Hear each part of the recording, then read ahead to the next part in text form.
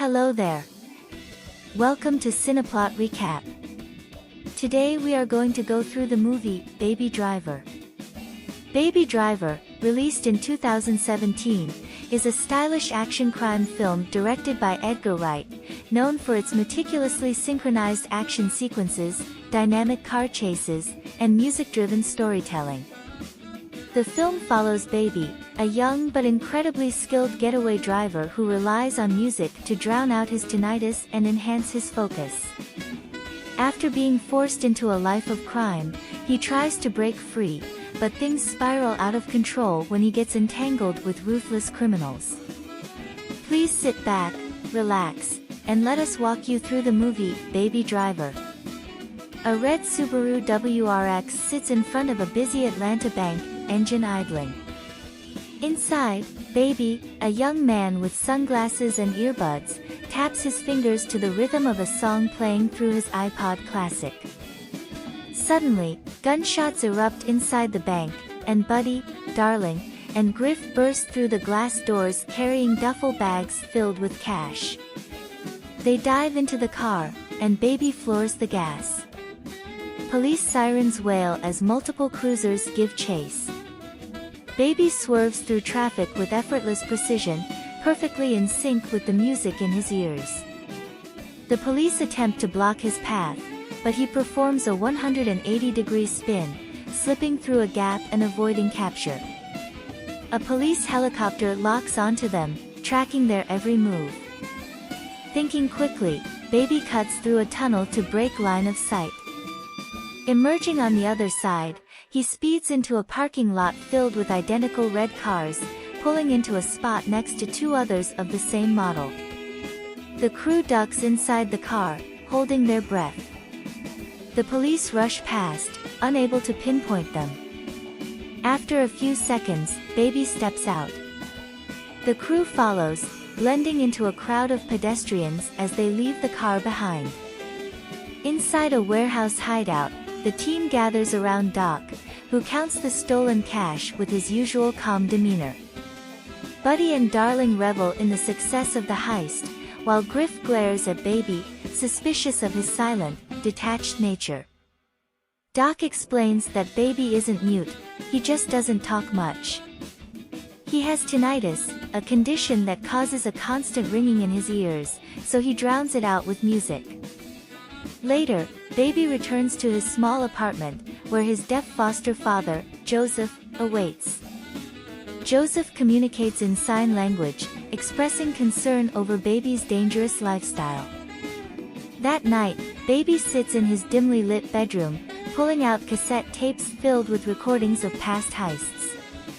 He remixes snippets of conversations, sirens, and gunfire into music, losing himself in the rhythm. At a 1950s-style diner, Baby sits at his usual booth, stirring a Coke with a straw, the noise of the world around him fading into the background. A soft, melodic humming catches his attention. His gaze follows the sound to a waitress in a blue dress, gracefully moving through the diner, effortlessly balancing plates. As she passes by his table, she notices his earbuds and asks what he's listening to. Baby hesitates for a moment before responding. A brief conversation unfolds, filled with small smiles and knowing glances. When she walks away, she continues humming, and Baby listens until the very last note fades. Back at the hideout, Doc informs Baby that another job is lined up. This time, the crew is different. Bats, JD, and Eddie No-Nos replace the previous team, and from the moment Baby meets them, it's clear that this group is far more unstable. Bats, in particular, is unpredictable and confrontational, studying Baby with curiosity and suspicion.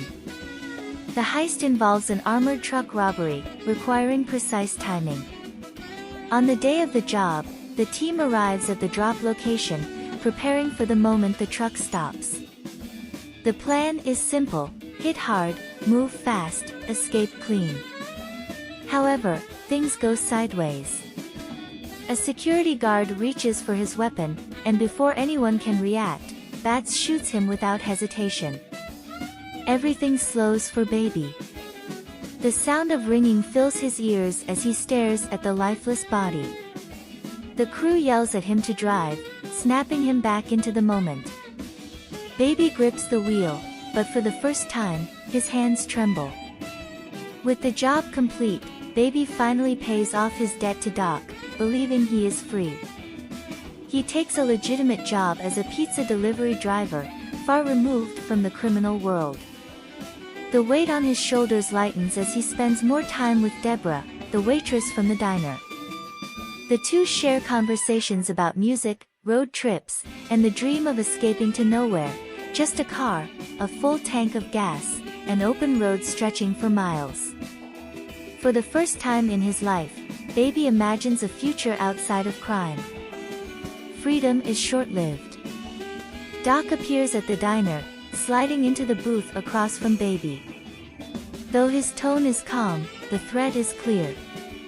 Baby isn't done. He will drive again. His dream of escaping with Deborah crumbles in an instant. At an abandoned lot under a bridge, the new crew arrives for a weapons deal. The sellers, ex-military personnel, unload crates of high-powered firearms. Bats, paranoid and distrustful, studies the sellers closely before deciding that something feels off. Without warning, he opens fire, triggering an all-out shootout. Bullets tear through metal and concrete as the lot erupts into chaos. The crew barely escapes, leaving a trail of destruction behind them. Baby realizes that this is getting worse. The next job is a post office robbery. Baby is sent ahead to scout the location, but instead, he discreetly warns a teller to leave town before the heist happens. On the morning of the robbery, the team moves into action. The moment Bats kills another guard, Baby finally snaps. Instead of accelerating, he deliberately slams the car into a truck, killing Bats on impact. The heist spirals out of control. Darling is gunned down, and Buddy, consumed by rage, turns on Baby, blaming him for everything. Baby runs. The city lights blur as Baby and Deborah race toward freedom, their stolen car weaving through empty streets. But Buddy is still alive, and he wants revenge. At the entrance of a multi-level parking garage, Buddy's black muscle car slams into them, sending their vehicle skidding. Baby regains control, but Buddy blocks their exit, stepping out with a pistol in hand. The garage is eerily quiet, the only sound being the distant hum of streetlights. Buddy moves closer, his face twisted with grief and fury. He raises the gun and fires next to Baby's ear. The sound is deafening. Baby stumbles as a piercing ringing overtakes his hearing, a far more intense version of the tinnitus he has lived with his whole life. Disoriented, Baby struggles to stay on his feet as Buddy approaches for the final shot. Suddenly, Deborah charges at Buddy, swinging a crowbar. The attack throws Buddy off balance, and Baby seizes the moment.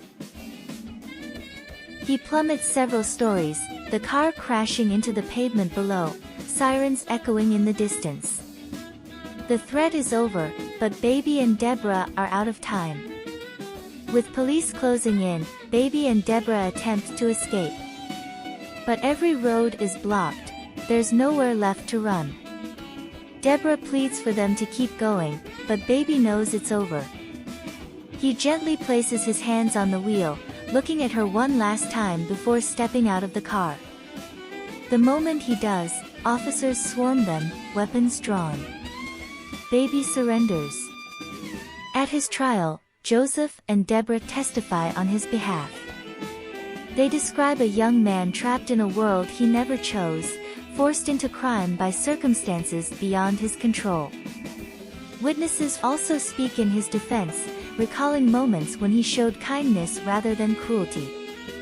Despite the testimony, Baby is sentenced to 25 years in prison, with the possibility of parole after 5 years pass.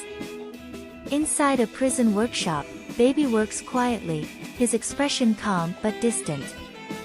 The sounds of machinery fill the room, but in his mind, he hears music, a rhythm that has never left him. One day, an officer calls his name. His parole has been approved. Walking through the gates, Baby steps into the sunlight.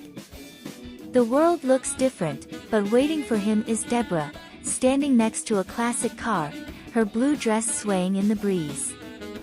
She smiles, handing him the keys. Baby slides into the driver's seat, this time, with no heists, no danger, and no debts to pay. Just freedom.